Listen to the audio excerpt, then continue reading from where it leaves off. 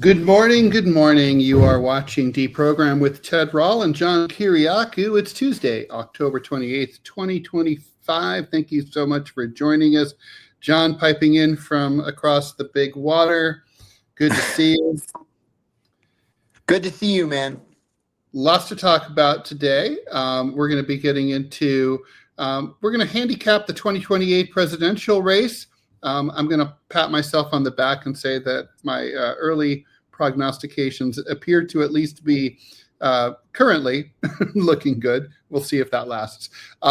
The House Oversight Committee released its report about Joe Biden. Unsurprisingly, but perhaps probably correctly, it really slammed the former president for not being all there during much of the end of his presidency. And so there's some major constitutional and political questions to hash out about that.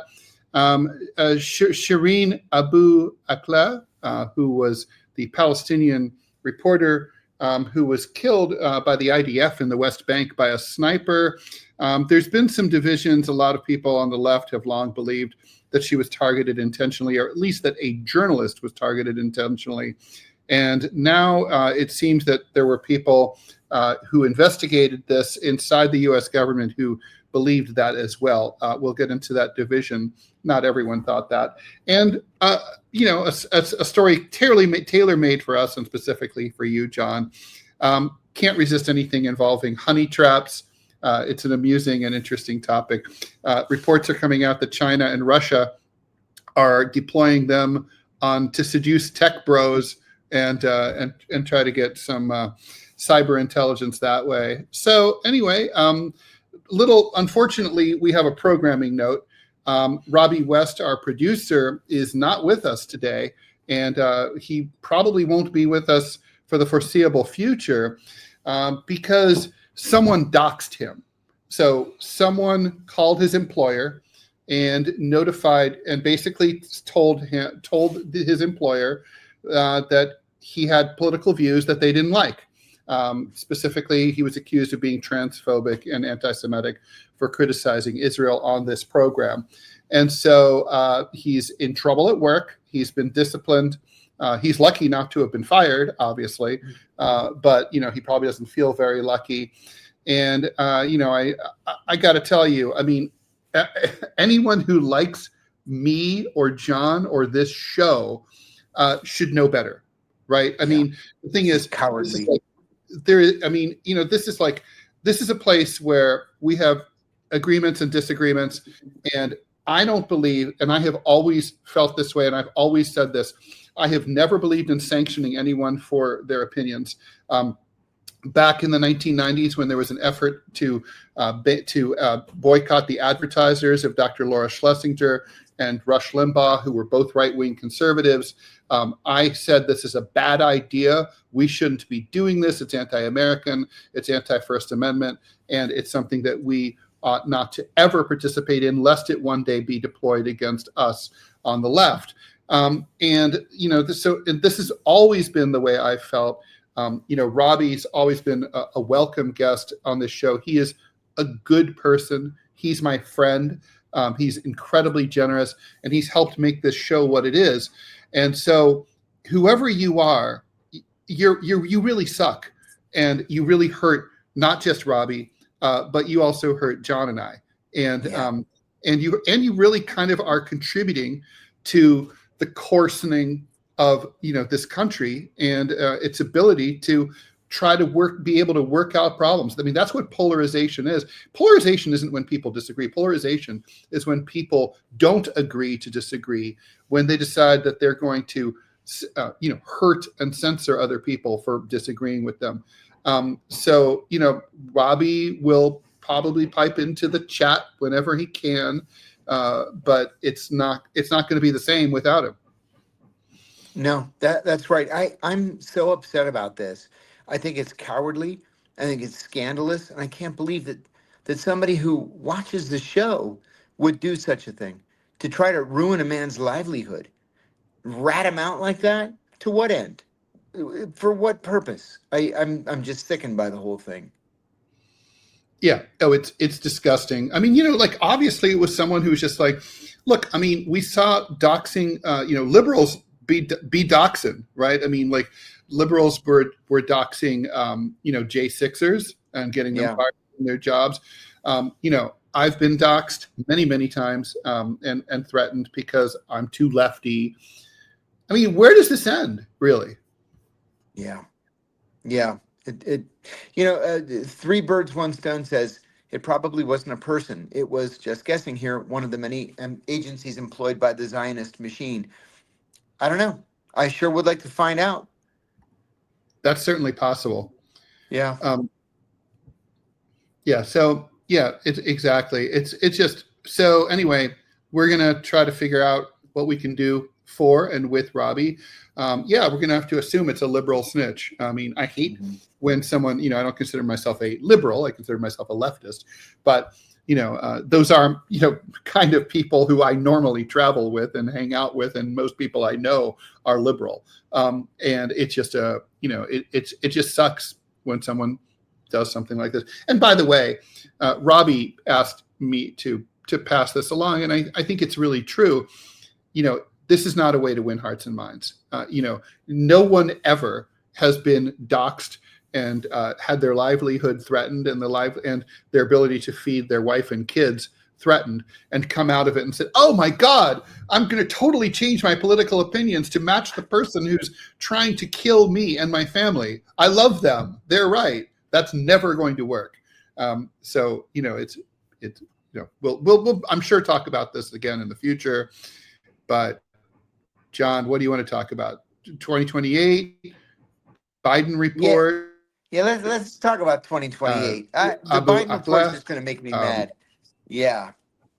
2028. So the Democratic National Committee is essentially telling us that we all must support Pete Buttigieg. Buttigieg is the guy, which of course we all predicted. I'm here to tell you, Buttigieg ain't the guy. I think that's just not going to happen. I think he's deceptively conservative. I don't think that many Americans will vote for a gay man. They're just not ready for it. And I hate so much when Democratic backroom, movers and shakers tell us who to support. So as you note there on the screen, Buttigieg is leading in a 2028 New Hampshire poll. It's very, very, very early, but this was done on purpose because the DNC wants us to support Pete Buttigieg. Just like they wanted us to support Kamala Harris and Hillary Clinton and all these other losers that they handpick from the DNC. Not doing it. Right, and I think I think also it's an interesting tea leaf to read from the DNC was Kamala Harris's book, right, where she said that she would have picked Pete Buttigieg as her running mate, and then said she didn't have the guts to do that because she thought it would be too much diversity on one ticket. She's probably right about that, but I mean, so obviously the tee up here is the Democratic Party seems, the DNC seems really more interested in sort of ticking identity politics boxes than they are in, winning elections. Look, Pete Buttigieg, I can really see why they turned in his direction. They think that he can probably put the big tent together. They think that, the LGBT connection will bring in progressives, or at least some progressives. Of course, Hillary Clinton and Kamala Harris thought that the woman thing would do that, and it didn't. It's about policies. I mean, they just don't get progressives. It's always about policies for progressives. They don't care about anything else. That's why they voted for the old white guy, Bernie Sanders. It's about the policies. It's not. They didn't vote for him because he was white. They voted or despite. It just doesn't matter. I thought what was interesting was that, obviously Pete, I think, is a natural kind of also, reaction to 4 years or 8 years, depending on how you want to count them, because they weren't contiguous of Donald Trump. Obama followed the very calm Spock-like Obama, stealing that from Maureen Dowd. Was a reaction to the spazzy kind of manic George W. Bush in terms of tone and temperament. The Pete Buttigieg is a bit of an automaton, and he's Yep. kind of a reaction to, again, a manic, kind of spazzy, wild and crazy Donald Trump. Yep. So I could see them also sort of doing it this way. People have been asking in the chat if we can, donate some money toward Robbie. Yeah, we're gonna organize that. John and I have to put our heads together, and we'll have like a day or two where we just, raise some money for Robbie, and we'll let you know when that is. But we always appreciate your donations to the show, and we are remonetized on Super Chat and everything. Please like, follow, and share the show. Again, if you're just tuning in, we're here Monday through Friday, 9 a.m. Tomorrow's a rerun show, but the chat will be live. So feel free to come in and talk to each other. But John and I will not be here. We both have stuff to do tomorrow. But we'll be back on Thursday. Anyway, I mean, that's funny. I hadn't immediately thought this is the DNC shoving this down our throats, John. But you're right. It always is. They can't help themselves. They have to put their thumb on the scale always. To tell you the truth, I don't give two shits who Pete Buttigieg has sex with. I don't care. It's none of my business. I have zero interest in it. So supporting somebody just because he has sex with a man, I just don't understand the rationale. What I do care about is that in his 4 years of federal experience, Pete Buttigieg proved that he was literally the worst Secretary of Transportation in American history. It seems like every time there was a transportation emergency, whether it was a train derailment or a train strike or the truckers' strike, the guy was on vacation in some foreign country every single time. He didn't even bother to go to East Palestine, Ohio for months, to the best of my recollection, after the train derailed there and spread deadly chemicals all over the place. So the guy was a terrible, terrible Secretary of Transportation. Why should we then reward him, rather, by making him the Democratic presidential nominee? I'm not getting it. And listen, you speak 16 languages. Awesome. Congratulations. You're a genius. But all you've ever done is you were the mayor of a town of like 9,000 people in Indiana. That doesn't qualify you to be president of the United States. And aren't you tired of having unqualified presidents? I am. Well, we had an unqualified. Yeah, I mean, but he speaks good, John. He does. He speaks real good. Yeah, So the thing about he talks good. Wasn't he talk real good? Wasn't he also like wasn't he like a sort of a Radar O'Reilly kind of character in the Iraq War? Like he was a supply guy, right? Yeah, and right. And then later he when he ran for president, he claimed that he was like this, badass, like G.I. Joe combat guy, right? Like, right. I don't want to hear it. Yeah, it's kind of like, well, the funny part, my brief against Buttigieg first is twofold, most of all. Number one, it's like he went he took paternity leave his first year in office, right? Now, the thing is, you might say, well, it's unexpected. But see, this is where the fact that he fucks guys does come into play, because his husband and him, they by definition planned this out. Right? They know when they're going to have a kid. Like, quote unquote, heterosexual couples don't always know, but they know. And so literally it's like, oh, you're going to, hey, aren't you going to be Secretary of Transportation next year? Maybe let's kick the can down the road a few years. We're both young. It'll be fine. Let's go ahead and do it. We'll just take 6 months off. I mean, it's not an important job. And then the other part was, I looked into this. I wanted to know how many buses and the mayor of South Bend, Indiana, was in charge of, in the trend. So you're going to die. So there's like there's, as you'd imagine, there's like, I don't know, 50. But here's the thing. They're all under control of a separate transportation authority. So the mayor of South Bend has literally zero to do with public transportation. Oh, my God. Oh my God! So it's literally the guy's qualified. You're not even getting someone from the Regional Transit Authority of South Bend who would have been far more qualified than the mayor. Yeah, he's just simply not qualified. It's No. as simple as that. But on the other Very hand, I mean, smart. now with Donald Trump, you can say that doesn't matter anymore. Yeah. Yeah, right. Now that's what we're supposed to believe. It doesn't matter. Because you're right. He checks these boxes that are important to the DNC. Yeah. Oh, I'm sorry, I'm not buying it. we do have to answer Mr. Athenian's question here. Let's talk about Steve Bannon's remarks that Donald Trump will absolutely get a third term. Yeah. And that we just all have to get used to it. Yeah. Well, no, it's not happening. The Constitution is crystal clear. You're allowed 2 tries, 2 elections, rather. He was elected 2 times. That's it. It's over. And it doesn't matter that they're non-contiguous, right? It doesn't make any and it doesn't matter difference. if he runs as vice president and then the vice president resigns. Nope. Does not matter. He cannot run for another term, period. Okay, well, so the thing is, who enforces it, right? Obviously, the Supreme Court enforces it. Yes. Would they? They're going to have to. Otherwise, we have anarchy in the country. I'm going to predict if they don't, we're going to have riots in the streets, like unprecedented uprising in the streets.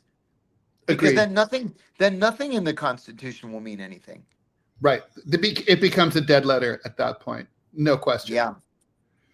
Yep. We should also talk about, we should give a passing thought to JD Vance. Not surprisingly, the sitting vice president and appointed heir to MAGA is leading the polls on the Republican side in New Hampshire. He's got a lot bigger of a lead than Buttigieg has on his side. So Vance has 51% of the New Hampshire vote. Right. And these others, like the others who are coming in number 2, 3, 4, are Nikki Haley. I had forgotten about her. Is she still alive? Tulsi and Marco Rubio in that order. Yeah. I would have thought Marco would be a little bit higher up, just because he's sitting Secretary of State, and he hasn't fucked up or anything. I mean, I personally can't stand him, but I don't know. Yeah. That surprises me. I would have expected, 2 things surprised me. I would have expected Rubio to score higher this early on because he's a name that's been out there for a long time. He ran for president in 2016. He's been in the Senate forever, and he's still a young man. So I would have expected Rubio to be higher. You know who we don't see is Ted Cruz, right? Ted Cruz is telling everybody who's willing to listen that he's going to run for president again. He's going to lose again, of course, but he doesn't even factor into this. Like he's an afterthought. Yeah, that's funny, right? I mean, I think Ted Cruz ruined himself, first of all, by being cucked by Trump over letting him smear his father as a Kennedy assassin, as the man on the grassy knoll. Right. And I think the beard did him no favors either. I agree. He just looks like a weirdo. Yeah. I mean, and if you're going to do the beard, you got to go like Hamid Karzai. Like that's a good looking, like that's a robust, manly, but like it conveys like this is a man who's got it together, who maintains a beard that looks like that. I briefly had a beard that looked like that, and I'm like, I think I gained like 2 points on the 10 scale just from that beard. But like when you have a raggedy ass beard, like a Ted Kaczynski beard, it's not good. So no, optics really matter. I mean, people might be like, "This is an analysis show," and it is, but this shit is part of the analysis. Well, people say, scholars told us back in 1948 that Thomas Dewey lost because he lost to Harry Truman because he had a mustache, and it just reminded too many people of Adolf Hitler. And in the immediate aftermath of the Second World War, they were not willing to vote for a guy with a mustache. Yeah, it's funny. I was literally just looking at a Thomas Dewey button in my collection a couple days ago, and I was thinking that's a weird mustache. He also kind of looked like a jazz guy. Yeah. There's there's a black reporter, I think he's on NBC, who also has this like jazz guy, kind of like a mustache, and I'm always like, it's very, very strange. Real is asking us about the Cameroon crisis. I'm glad this came up too. Does the opposition include both Anglophone and Francophonic components? So the president of Cameroon is the oldest and longest continually serving political leader in the world, if I'm not mistaken, right? Right. He's pushing 100, right? And he's old as shit, and so he's just got reelected. Got to use those scare quotes. And so this was one of those things where there's sort of the Gen Z uprisings all over the world, and the Gen Z people on the street were kind of like, "Don't do it. Don't fucking do it. We know what you want to do. Don't do it." They did it. So the Cameroonians are pissed off. Yeah. And my understanding here is that this is more of a Francophonic, kind of street protest, but not uniquely. What are you hearing? Yeah, I'm hearing the same thing. I was surprised to see the video that was all over the international media yesterday. People are really mad, like in the streets, setting stuff on fire, kind of mad. They're right. They're totally right. They are. They're right. I mean, it's a fucking dictatorship. I mean, Yeah, it is. And there's a lot going on in Chad right now too. Just today, the Chadian Minister of Education announced that schools are closed until further notice. Why? Because Al-Qaeda has cut off gas shipments, and so there's no way to heat the schools. So they shut them down. That's crazy. Yeah. So I think we're going to see, we're going to see more rebellion. And it's funny too, right? Like the way the coverage has been about Cameroon in the Western press is kind of like, they just don't get it. And it's like, I'm just seeing every day I see more and more indications that they have reporters who are either being censored vigorously or are just too young and inexperienced to know what they're doing. I mean, did you see the article in the New York Times yesterday about Josh Shapiro and how he's recovering from the firebombing of his house? Yes, I saw the article today. And like the thing is, okay, like let's be clear here. No one should be doxxed for being transphobic, and no one should have their house firebombed for being pro-Israel. Fact. That said, the way that they characterized him in the article, they said it's uncertain why it happened, what the motives of the guy who did it, who had mental illness, were. However, some people have accused him of being a little too pro-Israel. Literally, that's how they put it. A little too pro. And I'm like, he's been videotaped signing bombs that were dropped on Palestinian civilians with a big ass grin on his face. Okay, That's not a little too pro-Israel. That's being a Zionist maniac. Yeah. And you're like, you're on team genocide all the way. You're not even like, oh, Jews need their own place too. This is like the ancestral homeland. No, it's not even that argument. It's like, no, I want to kill Palestinians. That's what it is. That's the bottom line. Remember, this guy served in the IDF. He didn't join the American military. He joined the Israeli military. He should run for Prime Minister of Israel, not President of the United States. Yeah, he might stand a better chance than Netanyahu. Yeah, he probably would. He's certainly probably more popular. Without a doubt. Yeah. So, all right. So before we move on from the 2028, because we do have a lot to talk about, JD Vance, he's sitting pretty right now. Basically, he's just like thinking, don't fuck up. Don't let Trump have a third term. Stay the course and I will be president. Yeah. Is that true? Because I mean, he doesn't seem to me like, the Brady Bunch episode where Greg gets recruited by like a Svengali type character, and he's forming a band. He fit the suit.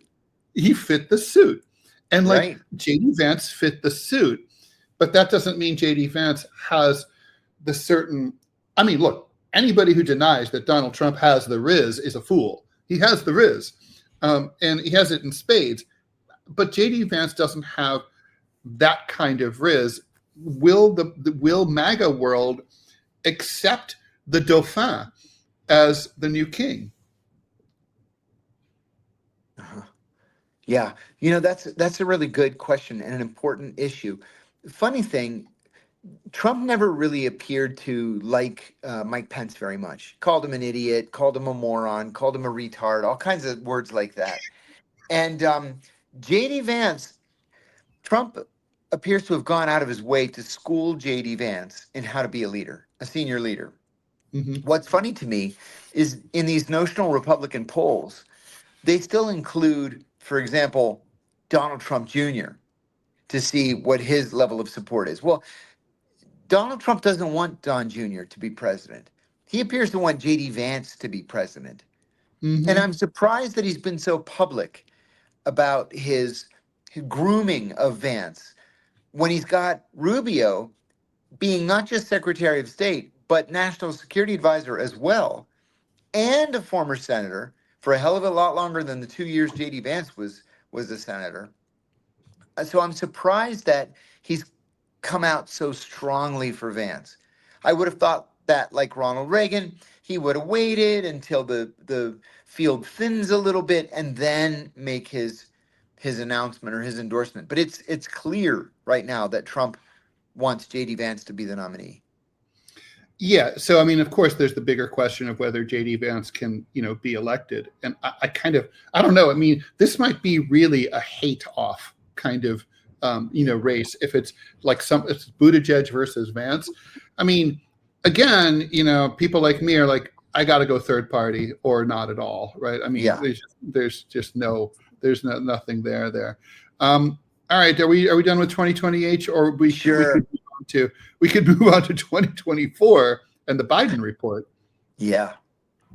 All right, let's talk about this Biden report. So obviously, there's nothing new really to talk about in terms of Joe Biden being, having been incapacitated. And what this basically seems to this report mainly centers around is, of course, what is being called auto pen gate.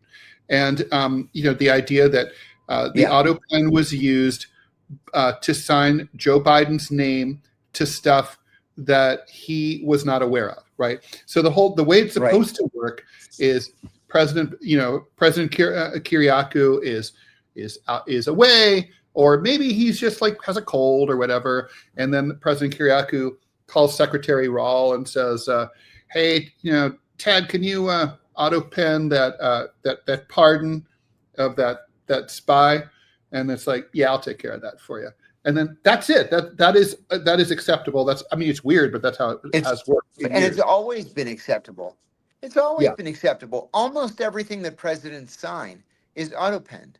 It's weird because like Louis XIV couldn't do that. Louis XIV had to personally affix his signature and wax seal to, otherwise it wasn't a royal edict, right? But anyway, it's strange. It works that way. So apparently there's considerable evidence, and I can't say this is surprising to me, but they subpoenaed and dragged in a lot of his former staffers, some of whom took the Fifth Amendment, others of whom basically confirmed that he signed up, that the auto pen signed off on stuff like pardons and executive orders that that Biden didn't know shit about, was never told about. We're not even getting into, whether he would have been able to understand it or not, if he was too mentally or physically frail. That's not even the issue here. The issue is that he didn't know. The doctor, Kevin O'Connor, and Jill Biden's chief of staff, Anthony Bernal, who was part of the so-called Politburo, according to the book by Jake Tapper. Of course, I would encourage anyone who hasn't seen our interview with Jake to go back and look at that. Basically, both took the Fifth, but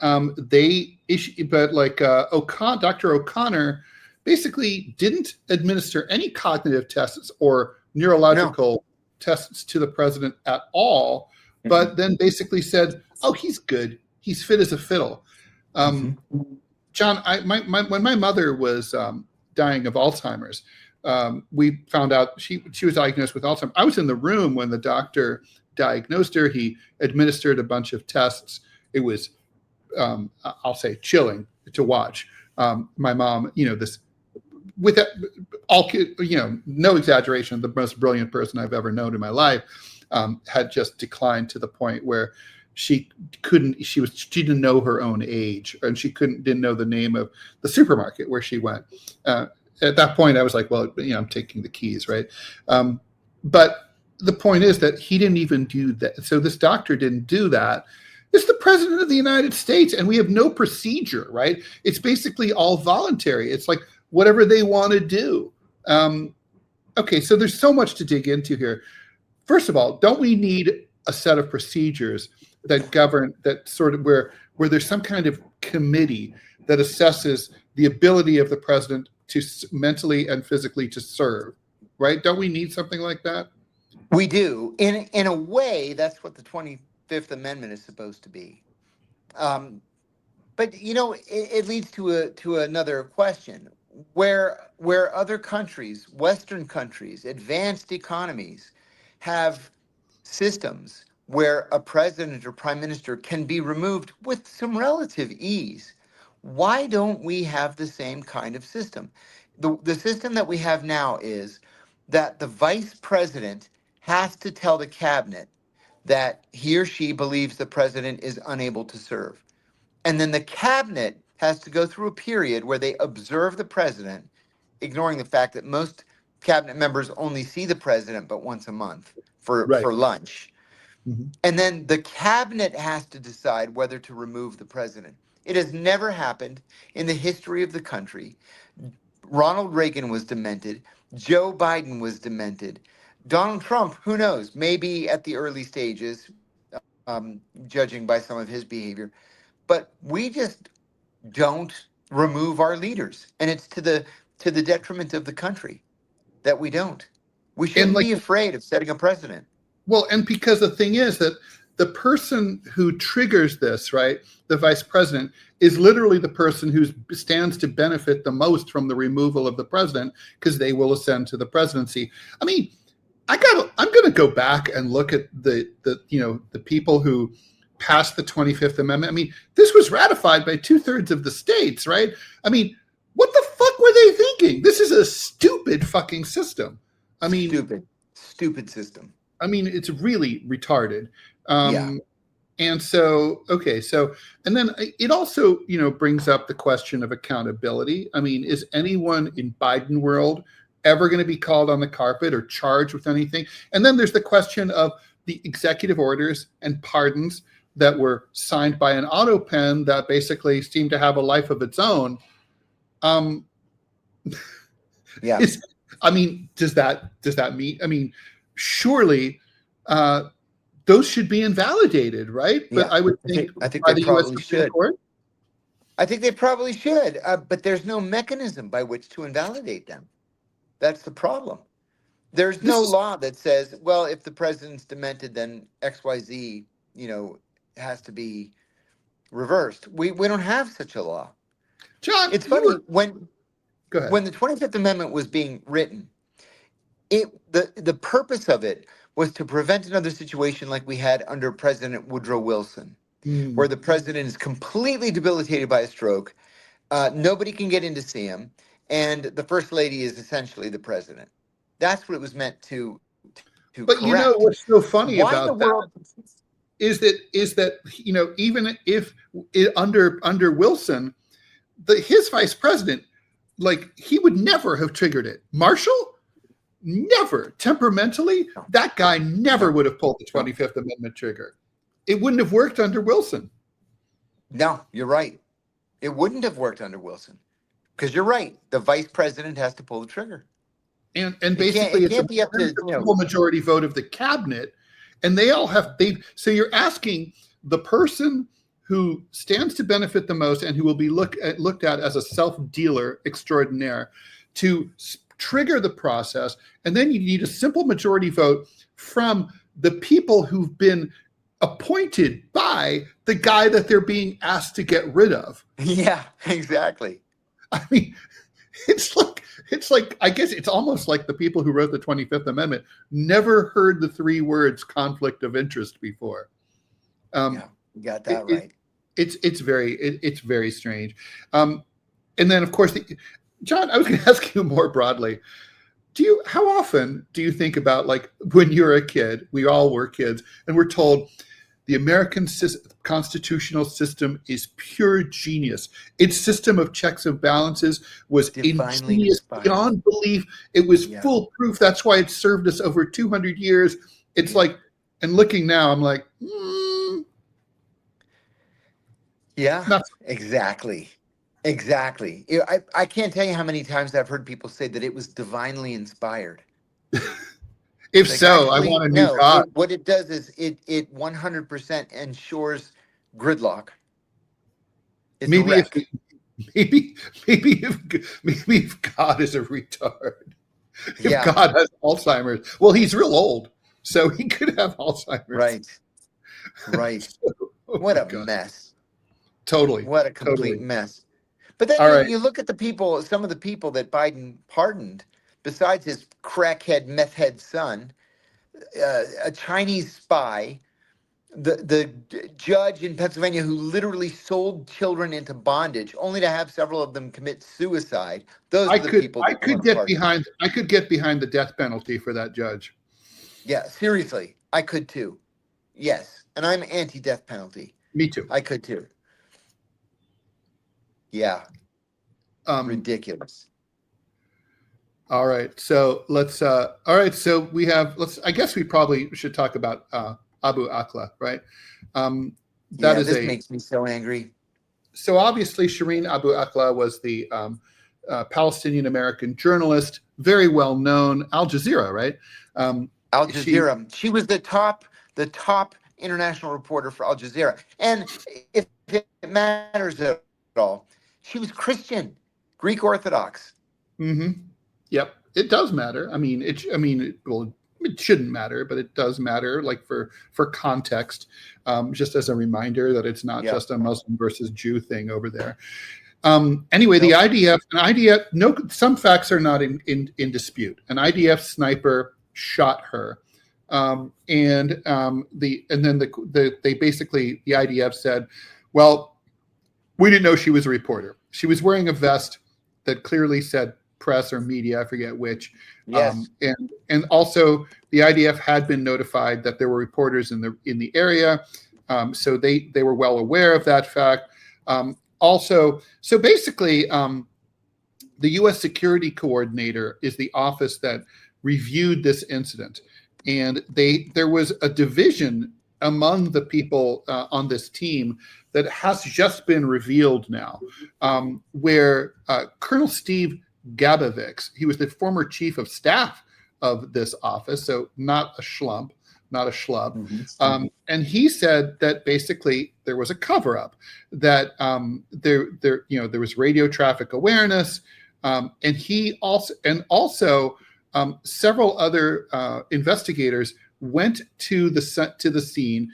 They walked over to where the sniper's position had been, who delivered the fatal shot.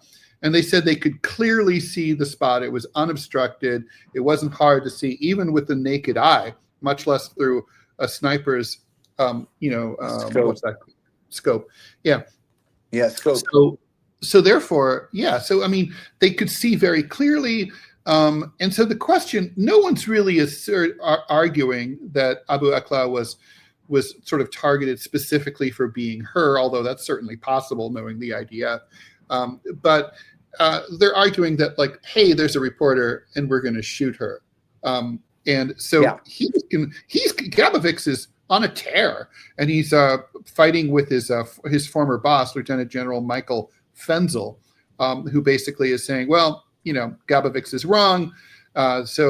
We were not told that there was such a division. We were told it's just like tragic circumstances. It's just, it's basically file it under shit happens. Yes. Yes, indeed. I agree. I was especially angry when Shireen Abu Akleh was killed. I knew her a little bit from Al Jazeera. I used to be the counterterrorism consultant at Al Jazeera. I did that for 2 years. And she was the most highly respected, the most important journalist at the network. Everybody knew her. Everybody loved her. She was famous. She had an apartment in Washington, so she did a lot of reporting from Washington. And then she's in Israel. She's wearing a bulletproof vest and a bulletproof helmet that say press, press, and she was shot in the face by an Israeli sniper. There's nothing new here. I mean, it's a dirty secret is that the military often targets reporters. When I was in Afghanistan, we knew that. Like one thing that we were all told was we were worried about being targeted by the U.S. actually, and it was the belief of most of the international press corps, including Americans, that if you used your Thuraya or your Iridium sat phone, you might be targeted. They didn't have drones yet, but that you might be missile attacked, and it was good to make your call like in a cup for a few minutes and then change positions. Yeah, and to make matters worse, her funeral was held in the Palestinian territories in the West Bank. The pallbearers were carrying her coffin out of the church to go to the cemetery. And IDF soldiers went inside the church and beat the pallbearers to the point where they dropped the coffin. I remember that. It's a fucking fiasco. Yeah. Yeah, it's true. Thank you. Is it rational? 275 journalists killed in Gaza alone. Of course, many of them are stringers because Israel still isn't allowing Western reporters or for that matter, Asian reporters. And they're not. That does not make a stringer any less of a real reporter. Just putting some flesh on the bones of that story. But to put that into perspective, right? My convoy in Afghanistan had a total of 45 journalists. Right, 8 were killed. That up through 2001 was the highest number of journalists who'd ever been killed in a single conflict. Now we're at 275 in Gaza. Oh my God! In only 2 years. Yeah. Oh my God. Yeah, it's crazy. And we let the Israelis get away with it without so much as a complaint. I really hope that Netanyahu goes too far without killing anybody.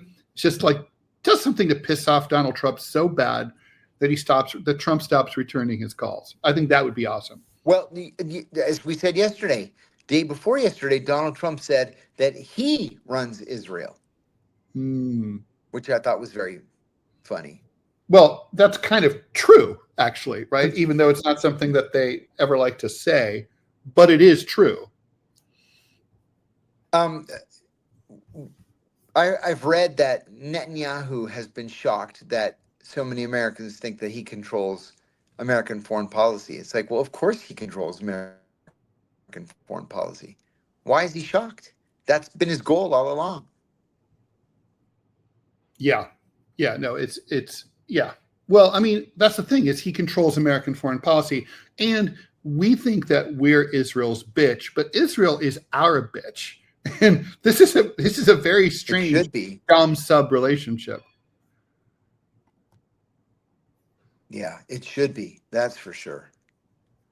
Yeah, it should be, but it's not. Very, very, very, very strange shit. Okay, so I guess we should talk about this story. How seriously you take this, right? At the agency, were honey traps a real thing? According to the reports here, there's a ton of basically a honey trap is a hot chick who seduces. I guess you could have a honey trap for a woman, right? I don't know if that's ever happened where you had a hot guy, a woman target, but most targets are guys, right? So most targets are guys. You have a woman basically from Russia or China. They're going on LinkedIn and they're going to tech conferences and they're seducing tech bros and trying to extract IP and other information. According to this report, $600 billion a year of industrial espionage happens here. Is this a real story, or is this bullshit? Well, from the U.S. side, we do not use honeypots or honey traps offensively against other intelligence services or other intelligence targets. We stopped in the 1970s. They weren't reliable. They didn't work out very well. But when I left the agency, and I've been gone for a while now, when I left the agency, the Russians and the Chinese, but especially the Russians, were very, very much using honeypots. Yes. See, if you're a CIA officer or an FBI agent, you're trained to, resist this kind of thing. You report it immediately. You're supposed to be cognizant that you may be targeted. But if you're just Joe Blow working at Northrop Grumman, you haven't had that kind of training, or you haven't heard a counterintelligence warning that the Russians or the Chinese or the Israelis are going to try to get to you to get your information using a sexy woman. So sure they do. They use them all the time. Gotcha. Sorry, I'm doing stuff that Robbie normally would be doing, but he's not here.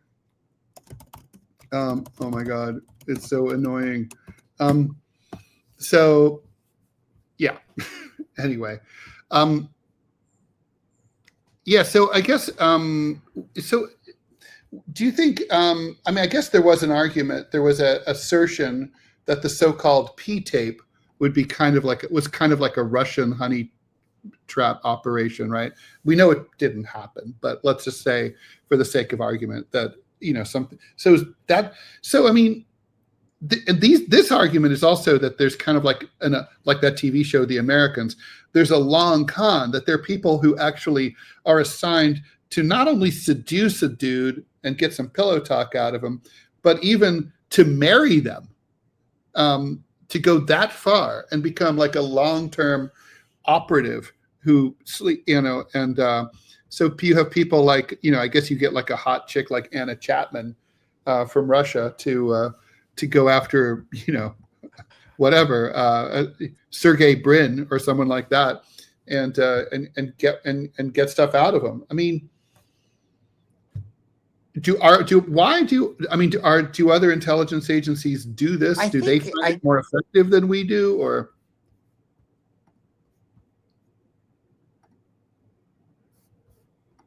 No, most of them don't. Most of them have concluded that it's a waste of time, because you're not going to get a lasting relationship that way. And you're going to get way, way more information with a lasting relationship. If I can convince you that I am your best friend to the point that you're willing to commit espionage for me, that's a relationship that they're going to want us to cultivate. But if you send a woman to, bed this guy after he picks her up in a bar, that's not a lasting relationship that's going to lead him to commit espionage. It just generally doesn't work. What would you say is the most famous example of a honey trap in espionage, or most famous case? Well, there was one that we had at the there was one that we had at the agency that we were taught in training, where we directed a honeypot against an Iranian religious leader before the revolution. And she had sex with him. We had the room wired for cameras, and we took pictures of them in every position from every angle. And then we bumped into him to force a meeting. And we said, look, we've got these pictures. And we laid out the pictures. And he said, ooh, I'll take that one in an 8x10 and give me 2 of these in 5x7. And how about wallet size for these ones? I'm going to pass them out to my friends. And he told us, get the fuck out of here. I'm not going to work for you guys. And that was kind of the one event that pushed it over the edge, where this is a bad idea. It doesn't work, and we're just not going to do it anymore. Gotcha. Because it's just sort of assumed like, well, sex is a very potent motivating force.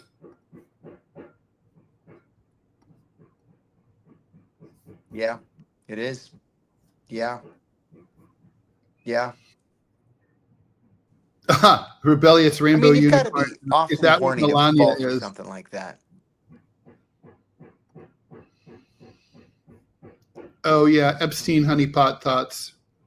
You know, that is like, that's the Yeah. assumption, right? Is that Epstein basically trafficked? Well, that some people believe that Epstein trafficked some of his underage girls, or maybe not all underage, but young girls, to compromise people. I don't know. I'm still. I mean, I never Yeah. really believed that. I think he didn't share. I think he kept everything for himself. But the reluctance of this administration to release those files has really, made me suspicious where I never was before.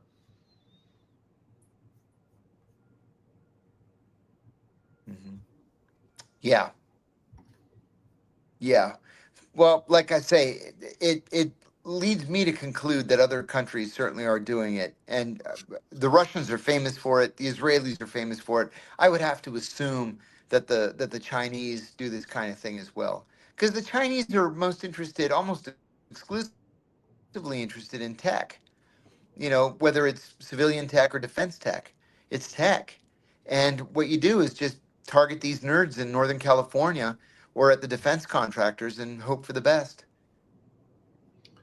Martina V says Mordecai Vanunu in 1986, a female Mossad agent lured Vanunu, a nuclear technician, from London to Rome with the promise of a romantic liaison. Once in Rome, he was drugged.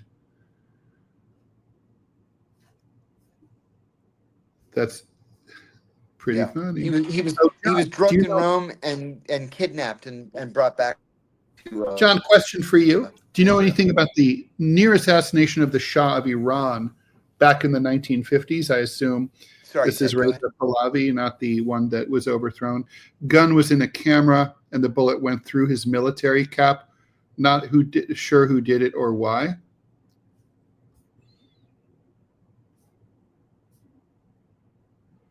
John? Don't know. That I don't know.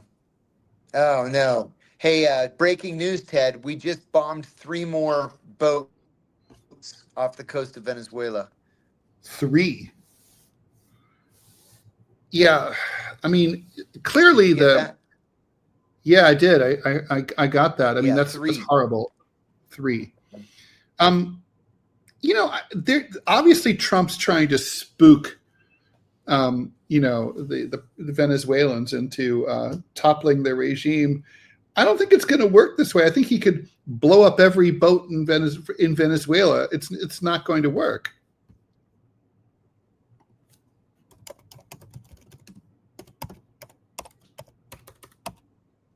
John? I mean, hello. Man, I'm sorry, man. My connection is so bad. Let me move over to the window. We've See if only it's got to any get through better. 3 more minutes. Hello? Oh, can you hear me now? Yeah, I hear you. So, all right. So obviously, how far do you think Donald Trump is willing to go to get rid of Nicolas Maduro? And then that's part A. And part B, who does he Ted? want to? Yes, John, do you hear me? Hello? Hello? Can you hear me, Ted? Yes, I hear you now. You're freezing, though. Can you hear me now, Ted? Uh, Ted? yeah, I hear you. Yes, I hear Sorry, you. man. My connection is terrible. Yeah, sorry. Oh, my God. Okay, there's John. Okay. Here we go. All right. Sorry about that. Let's just go with the phone from now, like starting on Thursday. This is the phone. Oh shit! Yeah. All right, so I heard about the 3 boats. How far do you think Trump is willing to go to overthrow Nicolas Maduro? Is he what is, and then what does he have in mind for a post-Maduro Venezuela? Who's going to run it? I think this is all about keeping the Chinese out. out of the Caribbean. The Chinese buy more oil from Venezuela than anybody else does now. The Chinese built a refinery in the Caribbean to clean the sulfur out of Venezuela's notoriously high sulfur dirty oil. I think this is really not about Maduro so much as it's about the Chinese and pushing them back. And I don't think he cares who runs Venezuela so long as it's not Maduro. I wouldn't be surprised. Well, I said earlier to a friend, I wouldn't be surprised if Maduro ends up in Havana. And he said, no, he's not going to stay in Havana. He'll go all the way to Moscow. Gotcha. All right. Well, I have to do some tech stuff for TMI anyway. Yeah. And I will smooth out this process and become not quite as good as Robbie, but I'll become like 1/10 as good as Robbie, which will have to suffice. Thanks, everyone. Hold on. Thanks, everyone, for tuning in. Please like, follow, and share the show. We're here Monday through Friday, 9 a.m. You're watching Deprogram with Ted Rall and John Kiriakou. Please stay tuned. TMI show with me and Manila Chan is coming up in right at 10 o'clock Eastern time. That's just in a couple of minutes. And thank you, and we will see you later. Please, please think of Robbie, and we'll come up with some way to finance him so he can quit that stupid fucking job of his. Okay, bye, everyone. Bye.